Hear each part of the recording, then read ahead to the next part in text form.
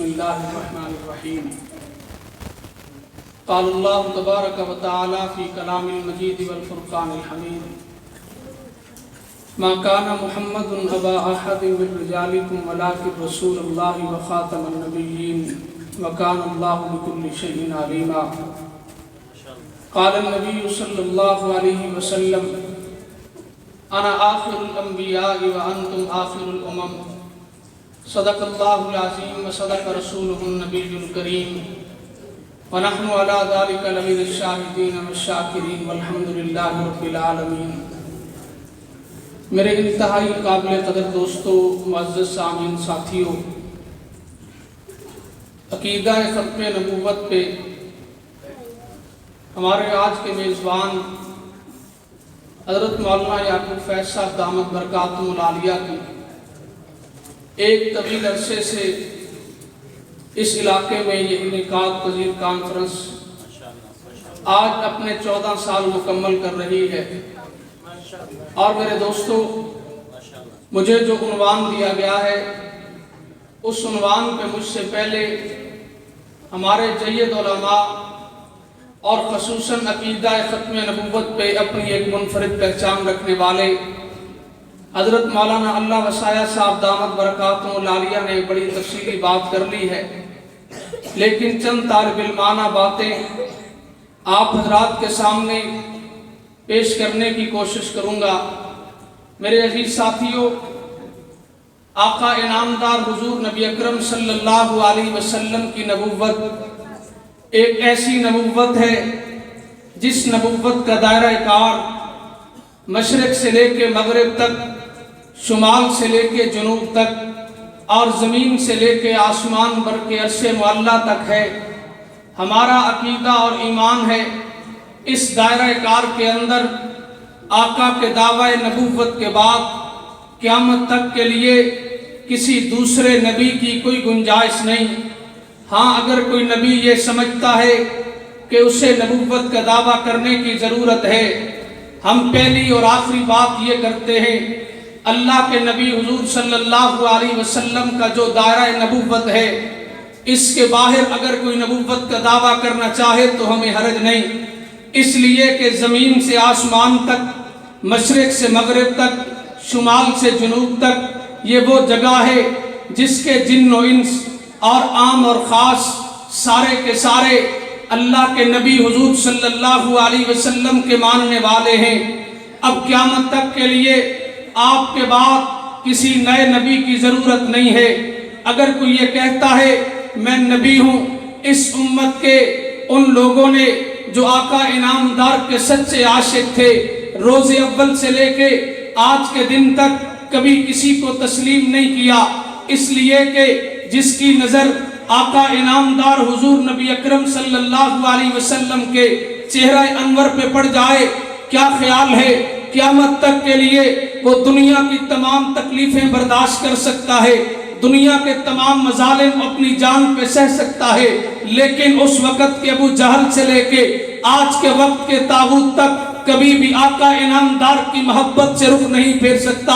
اس لیے کہ آج کو یہ کہتا ہے ایک نبی نبوت کا دعویٰ کرے، وہ ایک بستی کا ہے، ایک علاقے کا ہے، ایک شہر کا ہے، کیا بات ہے۔ 14 صدیاں گزر گئی، امت گمراہ ہو رہی ہے، امت کے اندر گناہ عام ہو رہے ہیں۔ ہم یہ نہیں کہتے کہ وہ جھوٹا نبی ہے، بلکہ اس کی نبوت کی ضرورت ہے۔ میں نے کہا ایک طرف تمہارا اعتراض یہ ہے امت گمراہ ہو رہی ہے، اب نئے نبی کی ضرورت ہے، دوسری طرف آئیے مولانا ابو الحسن علی ندوی کو دیکھیے، آپ کہنے لگے کہ آج نبی اکرم کی محبت میں امت کا یہ چہرہ پیش کیا جاتا ہے، ایک امتی اپنے نبی سے بڑا دور ہوتا چلا گیا۔ آپ لکھتے ہیں مجھے 14 صدیاں گزر گئی، میں اللہ کے نبی کا وہ خادم ہوں، جب سب سے پہلی مرتبہ مسجد نبوی کا سفر کرتا ہوں، روضہ اقدس کی طرف چلتا ہوں، فرمانے لگے قدم قدم پہ مجھے احساس ہوتا ہے حضور نبی اکرم میرے استقبال کے لیے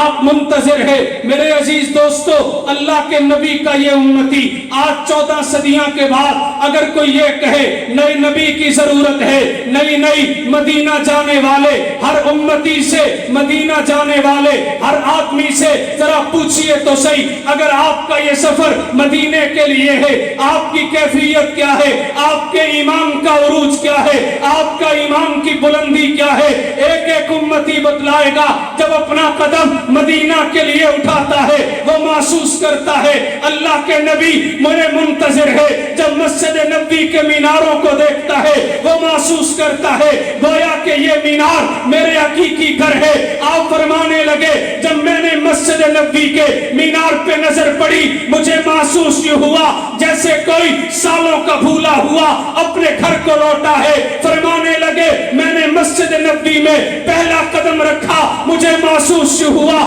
جیسے میں اپنے کسی اجڑے دیار میں آ گیا ہوں، اپنے گھر میں لوٹ آیا ہوں۔ فرمانے لگے جب میں نے نبی اکرم کے روضہ اقدس پہ حاضری دی مجھے محسوس ہوا میں سلام کرتا ہوں، میرے آقا جواب دیتے ہیں۔ آج 14 صدیاں گزرنے کے بعد اگر امت کے کسی فرد کو آپ جھنجھوڑ کے پوچھو وہ گناہگار ہو سکتا ہے، چور ہو سکتا ہے، زانی ہو سکتا ہے، شرابی ہو سکتا ہے، لیکن کسی عام مسلمان سے اگر یہ پوچھا جائے تیرا نبی اکرم کے ساتھ تعلق کیسا ہے، تجھے دنیا کا مال و زر دے دیا جائے، تجھے دنیا کی سب سے بڑی دولت بادشاہت دے دی جائے اور دوسری طرف تو اپنے نبی کو چھوڑ دے، دلائل کے لیے میں کہیں دور نہیں جاتا، یہی آپ کا موچی دروازہ تھا۔ گفتگو کرنے والے سید الاحرار عطا اللہ شاہ بخاری تھے۔ ایک مزدور کا بیٹا اپنے قدم روک کے کہنے لگا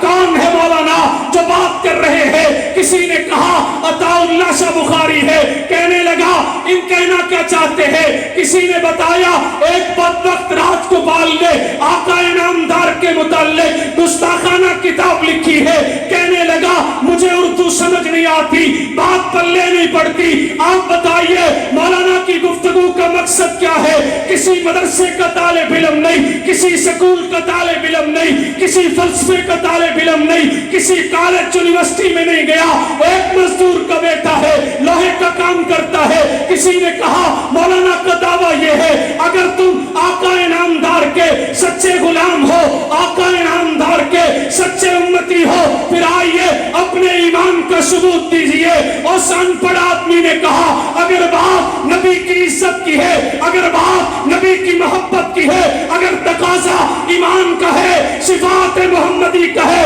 پھر آئیے آج کے بعد میں کسی گھر کا رخ نہیں کروں گا، آج کے بعد یہ قدم میری مزدوری کے لیے نہیں اٹھیں گے۔ اس نے وہاں ہو کھڑے ہو کے اپنے رب کے ساتھ وعدہ کیا اے میرے اللہ تو نے جان دی تھی نبی کے صدقے تو نے مقام دیا، نبی کے صدقے اس جان کا حق یہ ہے کہ نبی کی عزت پہ، نبی کی ناموس پہ، نبی کی آبرو پہ کٹ جائے۔ کہنے لگے اپنے دن آیا راج گوپال کی دکان کے سامنے اسے واصل جہنم کرتا ہے ملک پاکستان کے بانی قائد اعظم محمد علی جناح مقدمے کی پیروی کرتے ہوئے آپ کو کہنے لگے غازی علم الدین بات صرف یہ ہے تو نے عدالت میں جا کے اتنا کہنا ہے جب میں نے اسے قتل کیا واصل جہنم کیا میں اپنے آپ کو صحیح جگہ محسوس نہیں کر رہا تھا، میری عقل ٹھکانے پہ نہیں تھی۔ اور اس مرد کلندر نے بات سن کے کہا پھر مجھے کیا ملے گا،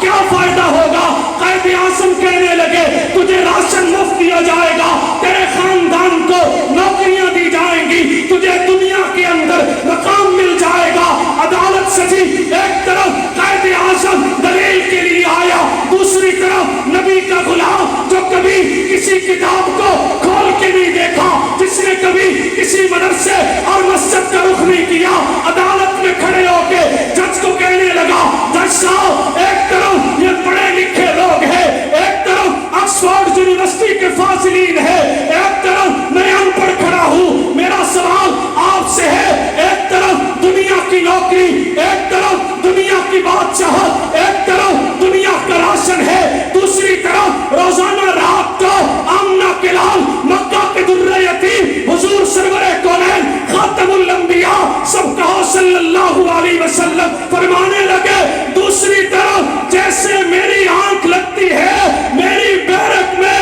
آمنہ کے لال کے ختم نبوت والے چہرے کی زیارت ہوتی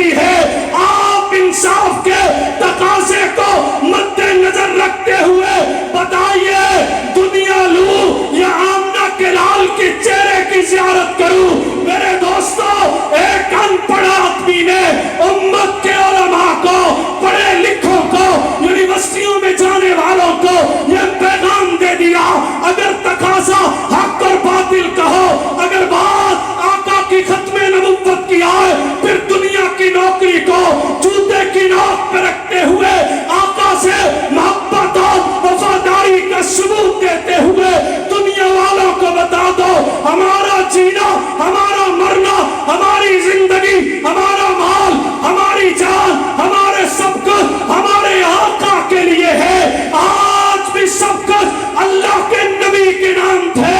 کل بھی اللہ کے نبی کے نام ہوگا، قیامت تک کے لیے انہی مجمع کا ہر فرد نبی کا غلام بن کے اگر ضرورت پڑی ممتاز قادری بنے گا، قاسم چیمہ بنے گا، غازی علم الدین بنے گا اور دنیا کو بتلائے گا. اگر تم وقت کے ساتھ ہمارا امتحان لینا چاہو، ایسا مت سمجھنا انور شاہ کشمیری دنیا سے چلے گئے، عطا اللہ شاہ بخاری دنیا سے چلے گئے، فضل حق خیر آبادی دنیا سے چلے گئے، عطا اللہ دنیا سے چلے گئے، درخواستی دنیا سے چلے گئے، خواجہ خان محمد دنیا سے چلے گئے. اب مقابلے میں کون آئے گا؟ میں نے کہا اگر ضرورت پڑی یوسف بنوری میدان میں آئے، اگر ضرورت پڑی انور شاہ کشمیری میدان میں آئے، اگر ضرورت پڑی عبداللہ درخواستی میدان میں آئے، اگر ضرورت پڑی تو پھر خواجہ خان محمد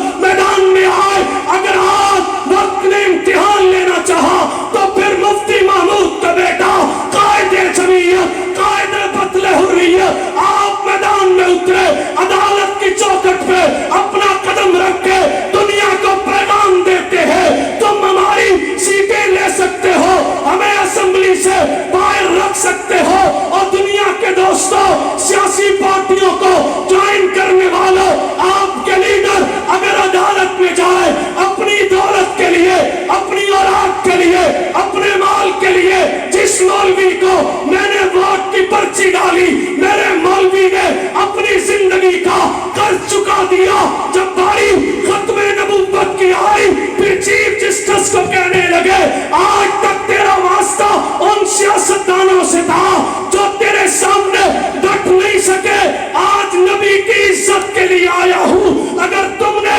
امریکہ کے ساتھ یہ وعدہ کیا ہے کہ ختم نبوت کا قانون ختم کرنا ہے تو میں روزہ اقدس میں اپنے نبی سے وعدہ کر کے آیا ہوں. سیاست ختم ہو سکتی ہے، جماعتیں ختم ہو سکتی ہے، لیکن ختم نبوت پہ کبھی کسی طاغوت، کبھی کسی باطل کے ساتھ کوئی کمپرومائز نہیں ہوتا.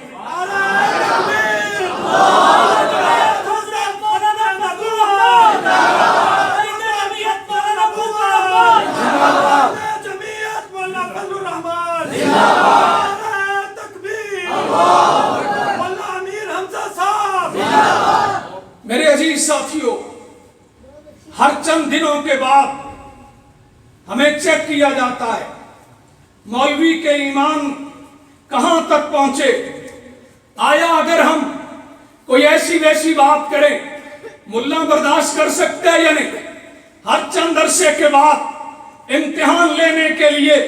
ہمیں میدان میں کھڑا کیا جاتا ہے، اور کبھی مدارس دینیہ پہ، کبھی ختم نبوت پہ،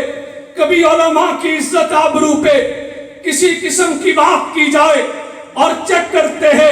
قوم کہاں کھڑی ہے، مولوی کے پیچھے ہے کہ نہیں. دنیا کے تمام باطل قوتیں ایک نعرہ لگاتی ہیں مسجد میں نہ جاؤ، مولوی کے پیچھے نہ جاؤ، عالم دین کی بات نہ سنو، وہ محمد مرزا علی، محمد انجینئر علی مرزا ہو یا وقت کا غامدی ہو یا کوئی اور فتنہ ہو. آج نئے چہروں کے ساتھ، نئے لبادوں کے ساتھ پڑھے لکھے لوگوں کو کہتا ہے آپ نے اگر تفسیر پڑھنی ہے تو میرے پاس آؤ، آپ نے اگر کوئی بات کرنی ہے میرے پاس آؤ. میں نے کہا نہیں، اگر اس مسلمان کے بیٹے کے ایمان کا تحفظ مسجد کے مولوی نے کیا ہے، اگر اسے نماز مولوی نے پڑھائی ہے، اگر اسے قرآن مولوی نے پڑھایا ہے، اگر نورانی قاعدے کا درس مولوی نے دیا ہے تو پھر تفسیر بھی ہم مولوی سے لیں گے، اس لیے کہ یہ مولوی وہ مولوی تھا جس نے وقت کے ہر طاقتور حکمران کے سامنے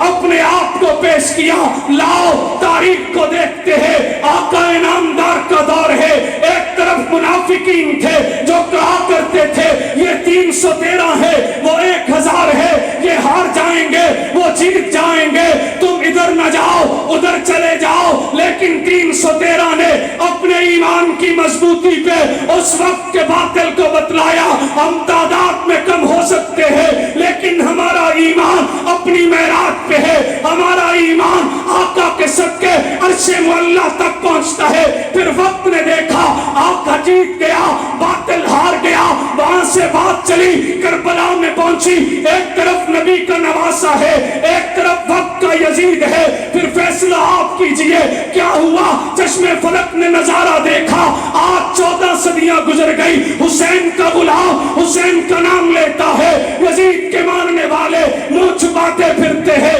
اے میرے دوست, اس وقت سے لے کے ہندوستان میں محمد بن قاسم تک, محمد بن قاسم سے شاہ ولی اللہ تک, شاہ ولی اللہ سے مولانا نانوتوی تک, مولانا نانوتوی سے پیر میر علی شاہ تک, پیر میر علی شاہ سے حاجی امداد اللہ تک, پیر اللہ رشید احمد گنگوئی تک, وہاں سے لے کے بر صغیر کے پاکستان تک, پاکستان کے پہلے مفکر مفتی محمود مولانا غلام غوث ہزاروی, مولانا خیر محمد جلندری سے لے کے آج کے اس دن تک, اللہ کی قسم میری قیادت پہ مجھے فخر ہے. وہ خیر محمد کے خاندان کا قائد مدارس دینیہ حنیف جلندری ہو, یا مفتی محمود کا خون فضل الرحمان ہو, یا عظمت مدارس کی بات ہو, ختم نبوت کی بات ہو, یا عظمت اصحاب محمد کی بات ہو, علماء میدان میں اترتے ہیں, وقت کے ہر طاغوت کو بتاتے ہیں اے لوگوں تم نے آج تک جن سیاسی جماعتوں سے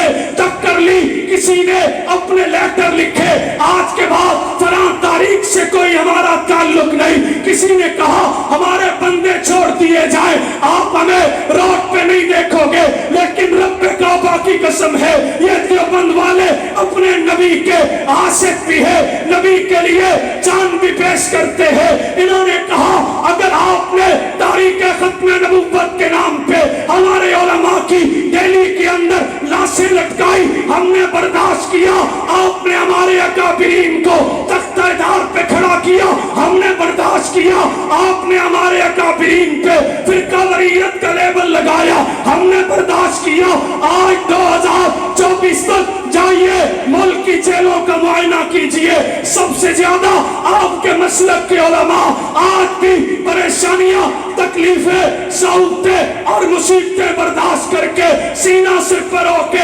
امت کے ایمان کے محافظ بن کے کام کو بتاتے جا رہے ہیں. سنبھل جاؤ مسلمانوں, سنبھل جانے کا وقت آیا. بہت سوئے ہو تم, اب ہوش میں آنے کا وقت آیا. جہاں سے چلے تھے تم 313, انہی ماضی کی راہوں پہ پلٹ جانے کا وقت آیا. اندلس کے ساحل پر جلا ڈالی تھی کشتیاں تم نے, اسی جلی تاریخ کو دورانے کا وقت آیا. سورج سے تبشرو تم مسلمانوں, آسمان سے بجلیاں چھینو, دشمن کے آشیانے پر آگ برسانے کا وقت آیا. آخر دعوانا